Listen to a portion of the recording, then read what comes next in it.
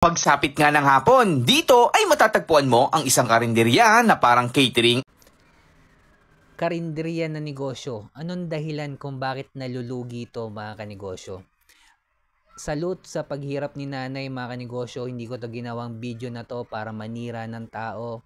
Saludo tayo sa naghahanap buhay tulad nila nanay. Sana mapanood nga nila to mga kanegosyo para lalong maging aware sila nila nanay sa pagninegosyo ng karinderya. Eto, kung nagsisimula ka palang magnegosyo, tapusin mo tong video ko, sigurado marami kang matututunan. Ako nga pala si Jepoy, isang negosyante. Isa rin akong DJ. Kung kailangan yung DJ sa club, sa bar, sa event, message lang kayo dito sa page ko. Bilang negosyante, meron na akong 10 taon na karanasan na pagkalugi sa pagninegosyo. Bakit nalulugi ang negosyong karinderya mga kanegosyo? Isa sa pinakadahilan ay walang focus in one ang karinderya. Kwento ko lang mga kanegosyo.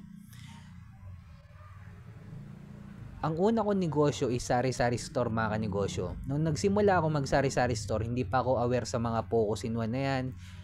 Market ng mayaman, scale up sa level 2 business model yung negosyo natin. Sa pagsasari-sari store mga kanegosyo, una hindi ikaw may-ari ng produkto. Habang buhay kang reseller sa sari-sari store. At walang focus in one ng sari-sari store. Hindi ko sinasabing i-close mo yung sari-sari store. Yes, kumikita yan. Ako din, kumita ako dyan ng ilang taon. Pero hindi natin mapapalaki yung sari-sari store na may scale up natin or mapapa-franchise natin, ma-apply natin ng distribution. Mag-sari-sari store ka, wag mo isara yan. Mag-isip ka ng isang negosyo na may scale up. Halimbawa, ice tube. Yung ice tube, may scale up natin sa distribution business model. Pwedeng ikaw magbagsak ng ice tube sa mga palengke, sa lugar nyo, sa SM, mall, kiosk. Pwede yun. At doon ka tunay nakikita sa distribution business model. Ang isa sa mga problema ng karinderya mga kanegosyo, walang focus in one.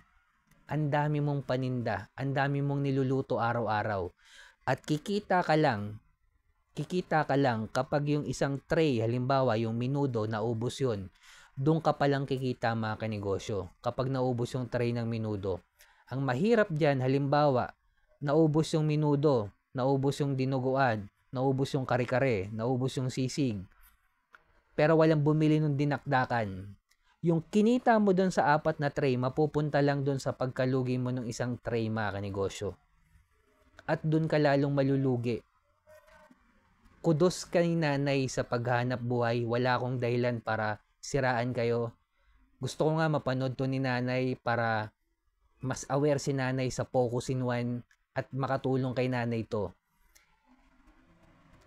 Mas kikita pa kung isa lang yung produkto na tinitinda nila nanay. Halimbawa, nay, kung kare-kare lang, araw-araw kare-kare lang yung tinda nyo. Or kung hindi araw-araw, MWF, at least mamiss ka ng tao.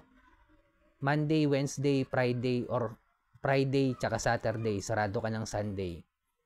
Pero puro kare-kare lang yung tinda nyo. Wala na kayong ibang tinda na dinuguan, wala na kayong tinda na dinakdakan, sisig, minudo. Pwede nyo sabihin, ang hinahanap ng mga customer ko yung iba, yung minudo, yung iba dinuguan. Kasi nasimulan nyo na po kasi na marami kayong paninda. Kaya tumatak na sa utak ng customer nyo na marami talaga kayong binibenta. Try nyong limitahan, sabihin na natin 3 putahe lang isang araw. Mas kikita pa yan mga kanegosyo.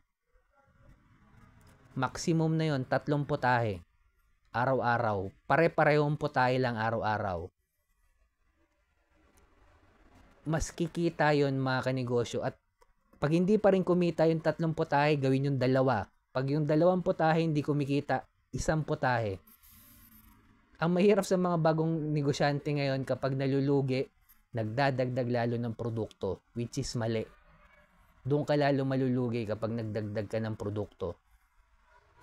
Kaya sa mga nagninegosyo ng karinderya, wala akong intensyon na siraan kayo. Sinasabi ko lang yung totoo kung bakit nalulugi yung negosyong karinderya.